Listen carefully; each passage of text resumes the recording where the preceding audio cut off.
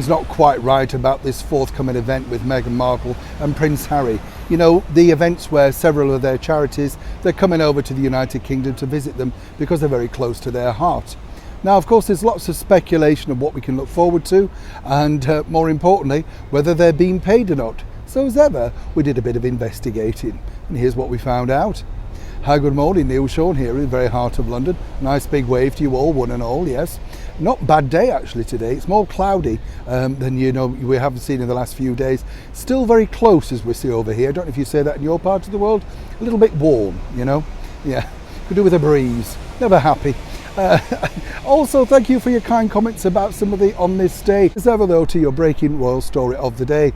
This story, as I say, is interesting because, you know, as the days get nearer, people are interested in exactly the real motives behind why Prince Harry and Meghan Markle are once again popping up on one of those, shall we say, fake royal tours, allegedly. These are the tours that they didn't like or didn't want to do, but they were cherry picking the best bits, you know, the sort of thing. They didn't want to be part of the monarchy unless they could have their approach to it. And this seemingly is their approach, you know. They want to visit the charities that matter to them, all of that sort of stuff. What I do find interesting, particularly with this One Young World charity, is that they're very keen to point out that both the Duke and Duchess of Sussex are simply not being paid. Well, there may not be a fee, but this is how it works in the world of media. We've told you this before. Basically what happens, they can mask these fees in many other ways, and let me explain. Now, we're not suggesting for one moment that this is the situation between the Duke and Duchess, but we're putting it out there so that people understand. Now, a lot of people have been asking me, you know, how and who pays for their expenses, their travel, accommodation, that sort of stuff. Well, as we know, they're going to be based at Frogmore Cottage, of which they pay a rental each year. And what's interesting there is they're going to be going up to Manchester, but of course flying over from the United States, costly in itself. And who's paying for the flights from London to Manchester? Who's paying for the security? All of that sort of stuff.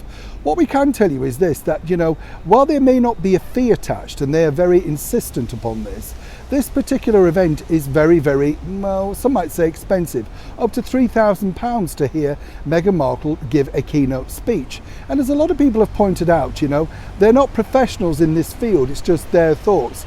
But a lot of people get paid a lot of money just to present their thoughts. You know, think of MPs, ex-prime ministers, presidents who go around the world pontificating, telling you what they would have done had they still been in power if they'd not been booted out.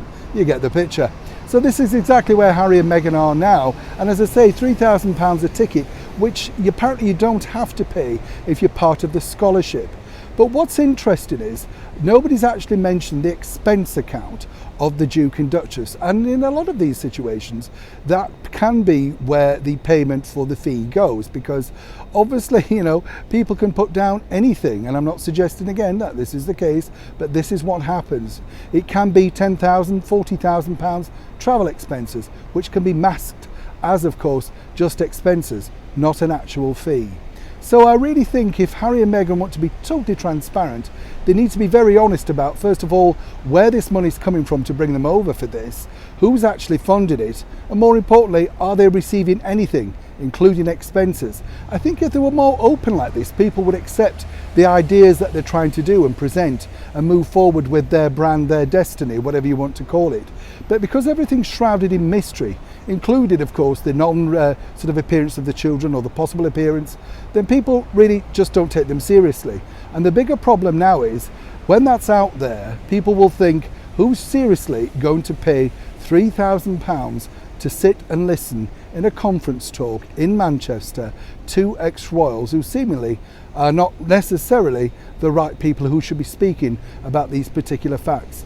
Nice to highlight in the charity, bring a lot of focus to it, but more importantly, what are they getting out of it? Neil Sean in the very heart of London.